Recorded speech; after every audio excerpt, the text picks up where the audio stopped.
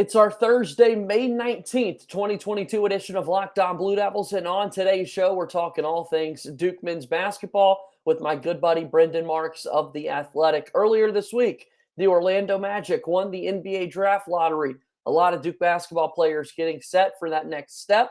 What does Jon Scheyer's first roster look like going into this next season and more? All coming up on today's edition of Locked On Blue Devils. Dick Vitale, hey, make sure you listen, man, to Locked On Blue Devils with JJ Jackson. He's awesome, baby. You are Locked On Blue Devils, your daily podcast on the Duke Blue Devils, part of the Locked On Podcast Network, your team every day.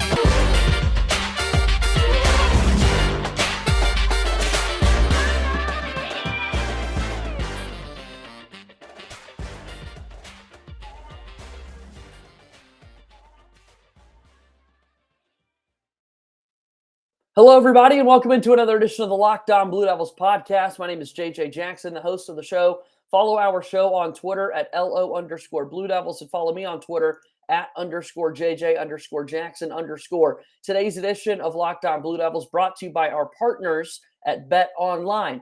BetOnline has you covered this season with more props, odds, and lines than ever before. BetOnline, where the game starts. On today's edition of the program, I'm joined by Brendan Marks of The Athletic, good buddy of mine. Excited to bring him over into the YouTube space with us here on Locked On Blue Devils and talk all things Duke men's basketball. Brendan, appreciate the time as always. Good to see you, my friend, and welcome back onto the show. Yeah, absolutely. No, thanks for having me. This is a fancy setup you guys got going on. I'm glad to be part of it. No, we're excited. We've got a lot to catch up on. It's been a little bit since we last spoke, following the conclusion of the 2022 men's basketball season. An end that was not the one that Duke would have loved to see. But boy, looking back on it, the reflection that takes place, kind of surreal that a team with a lot of pressure going into the year, being Mike Krzyzewski's final season, made a run all the way to the Final Four. Just pretty incredible looking back what they were able to get done. Yeah, and I think the thing that's crazy is so often at the beginning of the year you hear teams say, "Oh, we want to be in the Final Four. Oh, we're a national title contender. Oh, we have these big ambitious goals." And that's great to say in like October, November, but to actually maintain that and to be able to go for 5 months long and to maintain that level that's required to get to that point, I mean, it's astounding. So I think we knew, by the end of November that this was one of the best teams in the country, and we saw that play out in March. One of the last four standing, and like you said, didn't end the way that I think a lot of Blue Devil fans would have liked, but still some incredible wins, some incredible moments, and obviously I think a lot of fans have got to be happy about the way Coach K goes out with one more Final Four run and a team that, even for me objectively was just a ton of fun to watch. No kidding. I mean, I've got so many memories from this past year. I think a lot of people do, and it's going to be fun to look back and reflect on the 13th Final Four for Coach K in his final season, and a lot of great players that ultimately 5 of them making the decision to go on to the NBA draft. A lot of talk about what's next for a guy like Trevor Keels, the idea of coming back to Durham for a sophomore season or taking the next step and remaining committed to the NBA draft process. On Tuesday night, we saw the draft lottery in which the Orlando Magic won, and we also saw all 5 Duke Blue Devils in attendance, looking very sharp, I might add, with their best fits on for the next potential teams to draft them. But what's your thoughts now that we're in this NBA Combine Week and phase in regards to the draft for these 5 Duke players?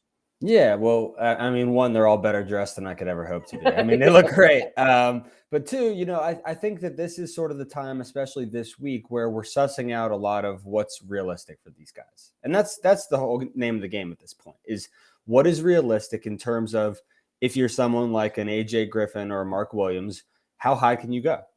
Where could you maybe fall to?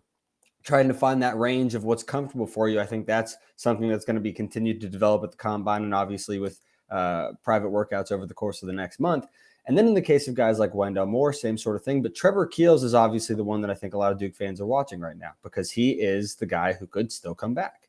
As it was explained to me, back when they were all going through the process of putting together their announcements, the idea of him coming back has always been on the table. It was never as clear cut, as set in stone as it has been with the other 4 guys who were going. Even Wendell Moore, who, you see him appear in a lot of mocks towards the back of the first round, early in the second. If Trevor Keels comes back to Duke, there's a real opportunity for him in a number of different ways. There's going to be substantial NIL money for him there. I don't think it's unreasonable to suggest that he could earn as much as 5, if not 10 times more than he made this year, which is a lot of money.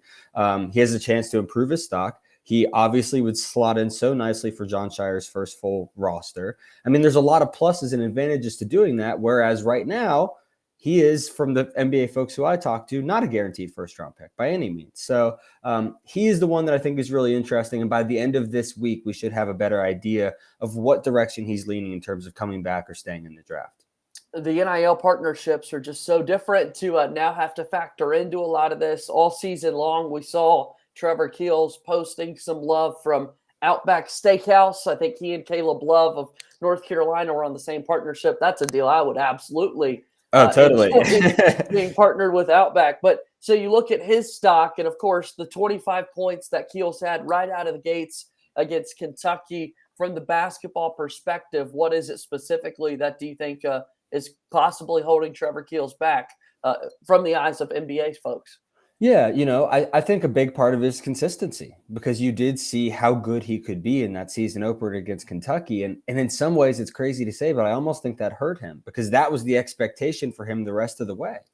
And if you forget, not that it was entirely out of, it wasn't that this was the only reason this came about, but in that game, Paolo Banchero's got his cramping issues. Wendell Moore's got his cramping issues. Trevor Keels almost by default, to a certain extent, has to step up and become that guy. And he did, and he was able to do that. And you go back and you watch that tape, how physical he was attacking the basket. I mean, he is relentless finishing around the rim. I'm not so sure we saw as much of that guy as the year went on. You saw more straight line drives. There was less creativity. Obviously, the 3 ball did not drop at the rate that he or his high school coaches or the coaching staff expected it to.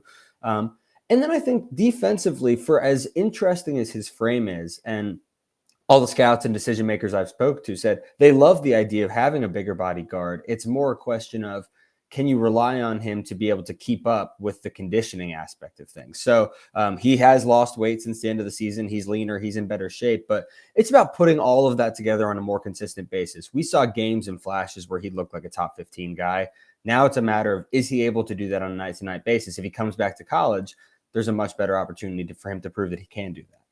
That was a Duke and Kentucky game to start the year where Duke only made 1 3-pointer, which was really weird to look back on. A team that was pretty good at shooting the basketball, and obviously very little A.J. Griffin playing in that opening game. But a big decision coming up for Trevor, and it'll help this coaching staff kind of get their game plan together for the transfer portal that's in place. We're seeing now from 24/7 Sports and folks that A.J. Green from Northern Iowa is on campus visiting.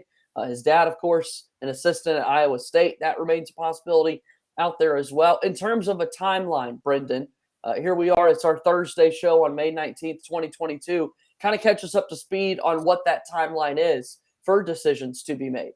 Yeah, absolutely. So Trevor has until, and not just Trevor, but any prospect who is declared early for the draft and ultimately wants to retain their college eligibility, they have until June 1st to say, I'm out. I'm coming back to school. So he's still got another, 2-ish weeks or so, basically a little bit less than that, to try and sort it out. And again, the big sticking point was this week at the Combine. It was, what is the feedback his camp is getting from various professional teams? What do the teams want to see from him? What do they want to hear from him in interviews? There have been a few. There's always going to be questions there. And there will be for, all 5 of the guys. That's a chance where Trevor can really help or hurt himself. I would imagine with his personality, probably more of the former. But so I think the end of this week will really give us a lot of clarity, because he will have a much better idea, not just of what his range looks like, but also what the specific assets that teams who are more interested in him have.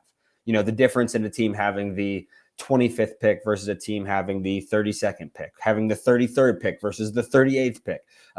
Once those things become a little more ironclad and locked in stone, that's when we start to see, I think, a little more movement from teams. We can start seeing more trades and things from them as well. So this week was a biggie in terms of just establishing a baseline for where everybody stands. And now he'll have another week and a half or so to make his decision. Let's talk a little bit about the rest of this Duke team, a coaching staff put together by Jon Scheyer as well, as we get set for the first year of his era taking over the program. We do that with Brendan Marks of The Athletic coming up in just a moment. Today's edition of Locked On Blue Devils here on this Thursday is brought to you by our good friends over at BetOnline. They continue to be the number one source for all your betting needs and sports information. Find all the latest odds, news, and sports developments, including this year's basketball playoffs, Major League Baseball scores, fights, and even next season's NFL futures. Taking a look at some Duke-specific lines with college football right around the corner. Of course, the Duke Blue Devils have the longest odds to win the ACC football championship at 500 to 1. In the college football world, looking at some futures, Alabama's Bryce Young and Ohio State's CJ Stroud currently leading the way for Heisman Trophy odds going into the upcoming season. BetOnline is your continued source for all your sporting wagering information, from live betting to playoffs, esports, and more. Head to their website today or use your mobile device to learn more about the trends in action. BetOnline, where the game starts. Hanging out here with my buddy Brendan Marks of The Athletic on this Thursday.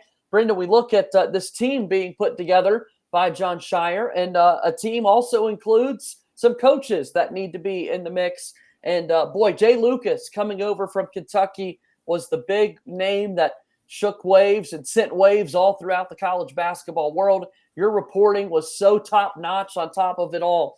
Tell me a little bit more about this hire for Scheyer. Yeah, like you said, this is one that sends some waves. I mean, this is the first guy who's come from outside of the Duke family and, quite a while, at least the last 2 decades or so. And there's got to be a good reason for that, right? And I think you're seeing with Jon Scheyer, one of the biggest things that I think is going to be an asset for him in his first year, both from a coaching perspective and just from a program building perspective, is his diversity of thought. He is a guy who, even more so, I would say probably than Coach K, who's been doing something for 40 plus years now.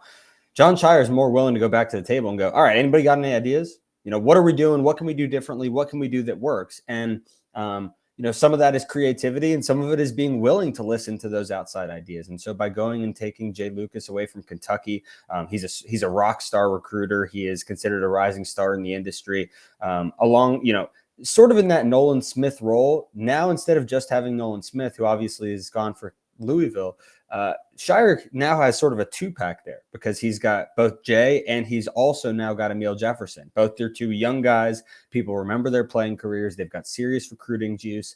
I think that when you look at the hire of Jay, the most significant thing to me was you're taking a strength from Kentucky and you're weakening an opponent, somebody who is competing with you regularly for recruits, someone who's competing with you in the Champions Classic every year, somebody who's competing with you for Final Fours and national titles.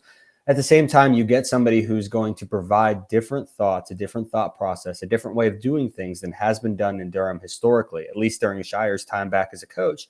And I think there's real benefits to that because of the diversity of thought. So I thought it was a slam dunk hire. When I first heard about it, I wasn't sure if it was actually going to get done or not. I thought that obviously Jay had a great job at Kentucky, but for Jon to be able to land it, for him to be able to close the job there, the man is a recruiter. What can we say, right? No, that's the biggest thing in all this. What a job done by him to put this coaching staff together. And obviously elevating Emil Jefferson after his first season in Durham was a pretty easy decision for him to make there. Mike Schrage comes back into the Duke program after spending a couple of seasons as the Elon head coach. Is the coaching staff complete now? And I ask that in the mind that a season ago, Emil Jefferson had that director of player development role. Does it feel like this is the staff moving forward for Duke?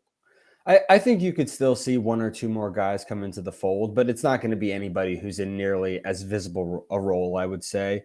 If they were going to hire someone in that Emil role, it would either be somebody who is sort of following a similar career trajectory, somebody who is coming in to learn, who's just starting out their career. And again, it's a little bit different situation because you do have a first-time head coach versus, arguably the greatest coach of all time. So a little bit different in terms of the infrastructure there. The other position that I'm sort of interested to see if there is an official hire, if it's somebody whose job gets more responsibilities added on, what it looks like. I'm fascinated to know if Duke hires a specific NIL coordinator, ambassador, consigliere, whatever you want to call it. I think that's a position you're starting to see crop up at a couple of other schools. Kentucky, for example, has one of those positions. And especially as we just continue going through this era of college athletics and you look at Duke who has been involved in the transfer portal, was in it last year, is in it this year, is obviously weighing its options for the future right now, will continue to go into it, as Jon Scheyer has said. Like, the NIL thing is something you have to have a part of. And I know Duke is still developing its NIL framework or infrastructure, but I'd be fascinated to know if that ultimately materializes in a position specifically for someone to help engage in some of those deals. I mean, no kidding. It would just add so much value. I think it'd make things a lot easier for the coaching staff in place to not have to worry about things like that as much. Not that they're spending as much time on it right now, but just to have somebody in mind that can help the players make those decisions. So taking a look at next year's team, obviously you mentioned a couple of transfers coming in, but I don't even want to start there. We started the conversation talking about the NBA draft that took place, decisions that needed to be made, and for Duke basketball, Jeremy Roach going into year 3 is where you got to start the conversation. Yeah, absolutely. Getting him back. I mean, that's the big, again, Scheyer's recruiting, he's getting his guys. So, this is one that frankly, I was, if you had asked me at the end of February if Jeremy Roach was going to be back at Duke for a third year, I think I probably would have told you no. So the turnaround that we saw from him, the latter part of the month of February, going into the season of March in the Final Four, I mean, the growth in confidence, in shot making, in execution, in tying everything together as a lead guard, I mean, he just made leaps and bounds. It was incredible, the growth that we showed. And so getting him back, it not only gives Jon Scheyer a true veteran to rely on, somebody who can go, all right, we may have 4 other freshmen on the court, but at least we got Jeremy. It also gives him a true lead guard, which is something that this team lacked for the large majority of last year. And when you look at the rest of this team, especially with some of the incoming recruits, and I'm sure we'll get into them in a second, you need somebody who can facilitate. You need somebody who's going to get the ball to those guys in their spots so that they can be effective. And I think that, Jeremy Roach is excellent at doing that, depending on what happens at the backcourt spot next to him, whether it is Trevor Keels or a transfer coming in. I think that probably is going to have some impact on his role in terms of scoring versus playmaking. But, make no mistake, Jeremy Roach is going to be as important a player as Duke has next season. And, we saw in March what he's capable of. Now he's going to have a longer runway to do that for a full season. And then just sort of uncharted waters in the last decade or so for Duke basketball to have a third-year point guard coming back into the mix that you do have a good bit of confidence in. Trey Jones came back for 2 seasons and kind of set the bar very high, winning Defensive Player of the Year and Player of the Year in the league. But this at Duke just hasn't been something that we've seen. It's not something we've seen. And frankly, the other thing is when you look behind Jeremy Roach, there's not very clear, obvious depth that's ready to contribute. I think Jalen Blakes will get some opportunities. And again, maybe Jaden Schutt gets a couple of chances to handle the ball. I think that probably something that we saw last year that will carry over is having multiple ball handlers. I think Tariq Whitehead's going to be asked to do some of that. I wouldn't be surprised if Kyle Filipowski is asked to do some of that. But I think when you talk about somebody who's coming back who is doing that, like Roach is going to have to play a lot of those minutes too. I think you bringing up the Trey comparison is a great one because he's the guy I immediately go to. His sophomore season was my first full season covering Duke again. And to see the growth that he made from year 1 to year 2 was crazy. And I think that Jeremy, you're probably talking about someone who's going to have a similarly large role increase in terms of the amount of time he's going to have the ball in his hands, the number of decisions he's going to be asked to make. I really think that Jeremy has, the potential to have a rock solid year. I mean, this is a guy who sees himself as an eventual NBA player at one point too. Next year, in terms of setting up all of this other talent that Jon Scheyer has amassed, he's going to have the opportunity to do that. That 2-guard spot that we've mentioned for the Duke Blue Devils going into next season is a big question, and we'll take a look at some of the freshmen coming in as well after our final timeout here on today's edition of Locked On Blue Devils. Our show brought to you by Built Bar. Built Bar, this is our new update for you. Imagine dipping your finger into a plastic tub of birthday cake frosting and then opening your eyes and realizing that was only 150 calories and 16 grams of protein. That's what it's like to eat a birthday cake puff from Built. I just received my birthday cake puffs over the weekend, and I've never had anything like this before. They're available right now, and I can't promise that they'll have them in stock tomorrow. So many folks are wanting them, so go get them today at Built.com. Here's what puffs are. They're so awesome. I'll let you in on a little secret. It is a chocolate-covered protein bar that's got marshmallows. Yes, 100% real chocolate and marshmallows so epic. With 150 calories, 16 grams of protein, and only 9 grams of sugar, this limited time flavor is an amazing option if you're looking for a healthy way to get flavor and variety into your day. Right now, go to built.com, use promo code LOCKED15, LOCKED15, and get 15% off your order. That's promo code LOCKED15, LOCKED15, for 15% off at built.com. Final few moments here on today's edition of Locked On Blue Devils. Again, JJ Jackson hanging out with my buddy Brendan Marks of The Athletic. Give yourself a moment, Brendan, if you will, to kind of plug The Athletic, what you guys got going on, and how folks can get involved. Yeah, absolutely. Shameless plug. Everything that I write is over at theathletic.com. I try and share as much of my stuff on social as I can at Brendan R. Marks. I think over the offseason, it's one of my favorite times of the year because during the day-to-day of beat work during the season, you're obviously keeping up with games, keeping up with injuries, keeping up with comings and goings, transactions. In the offseason, I get to do projects. I get to talk to people. I get to work on things that are a little more extended. So have some historical things in the hopper, looking back at some key moments in Duke basketball history, trying to do some things looking forward. What does it look like in the future? I definitely, I don't know if this NIL madness is as crazy with fans, if it's super interesting, but it's so key to college athletics and trying to get a closer look at just how does Duke handle all of that. So a lot of things in the hopper, but no, I'm excited. It'll all be over at theathletic.com. And, whether you're a Duke fan or an NBA fan or an MLB fan, whatever it is, I think we have the best sports writing in the planet. So if you're not already, check us out, see if you like it. I don't think you'd be disappointed.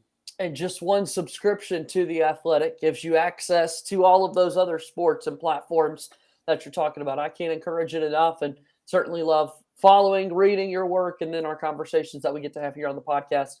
Grateful for that. Let's talk about the basketball team going into next season, because a big conversation right now on that shooting guard position, the 2-guard spot for Duke going into next season.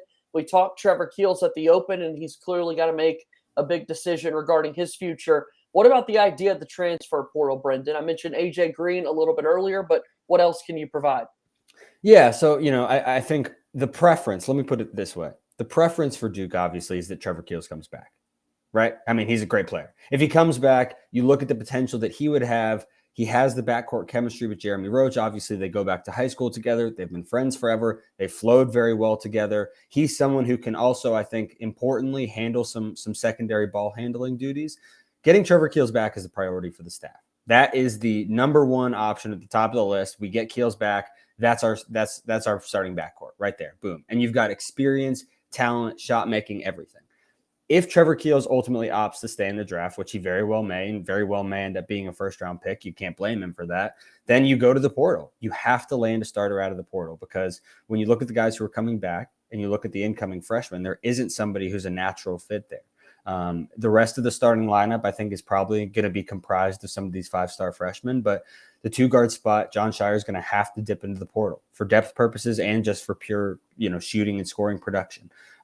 I know that AJ Green is he's on campus right now. I know that he's taking a tour. I know that he has said that if he's either Iowa State or it's Duke, the dude's got a parent on the Iowa State coaching staff. And, we've seen how these things tend to go in the past.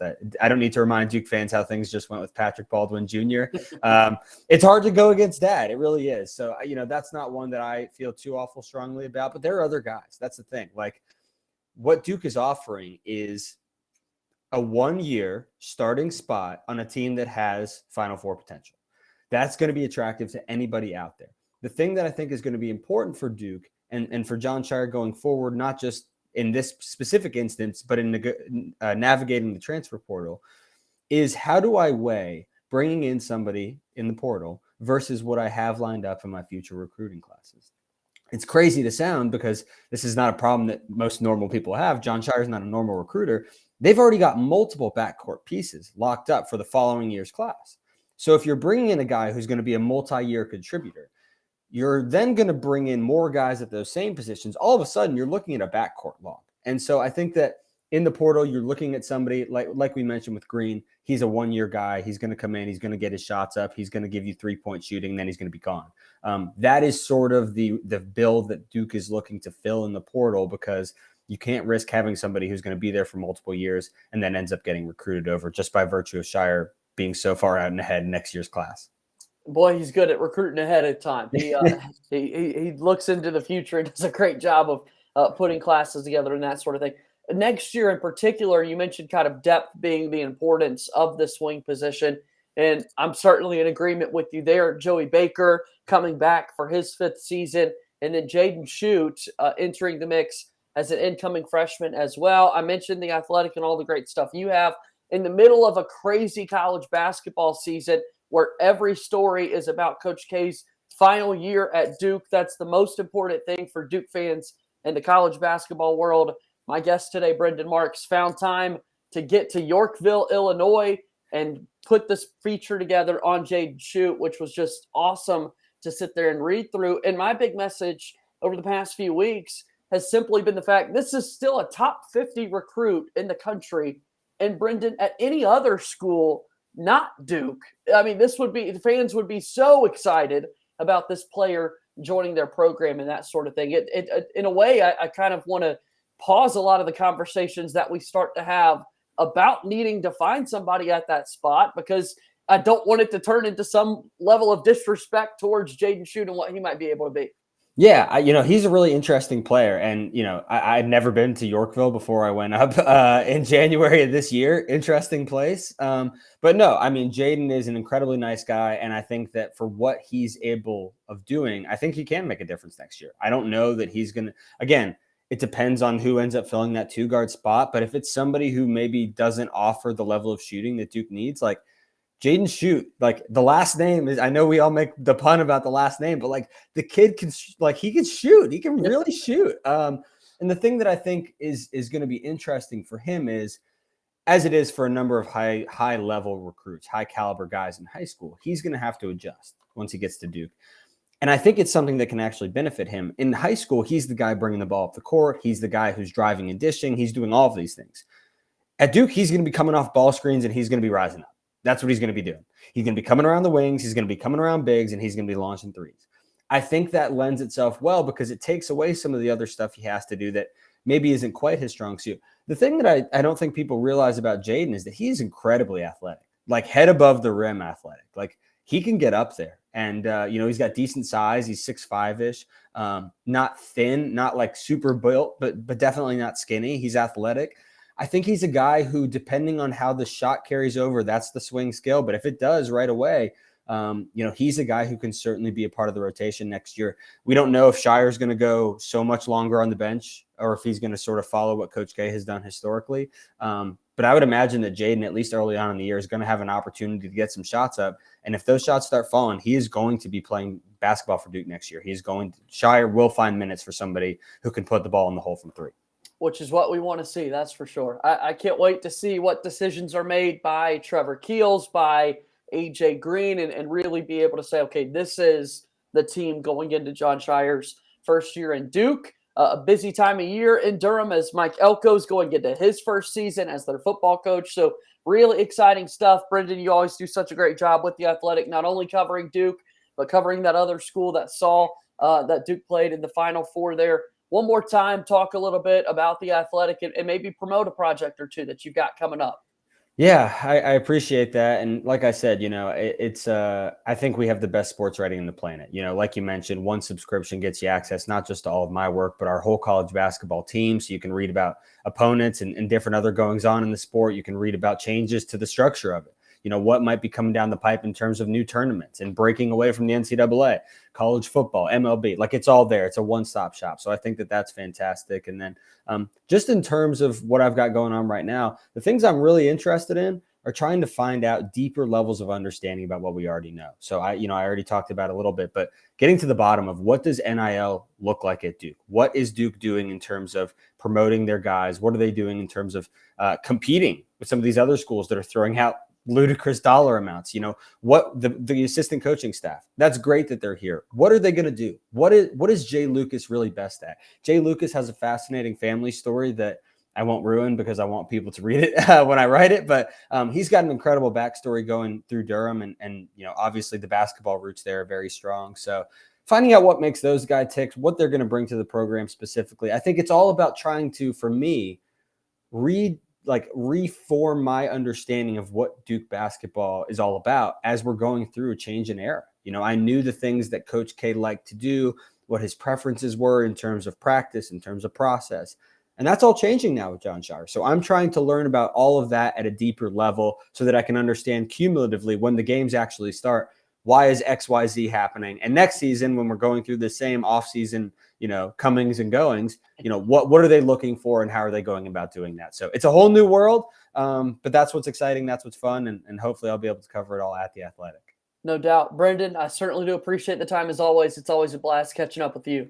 Absolutely. I appreciate you having me. We'll do it again soon. All right. That's my buddy Brendan Marks of The Athletic joining us on today's edition of Locked On Blue Devils. As always, please be sure to follow and subscribe our podcast wherever you get them. Leave us 5-star ratings and reviews. It means a lot. If you're watching us on YouTube, share this video with a friend. That's going to do it for today's show. My name is JJ Jackson. Thank you and good day.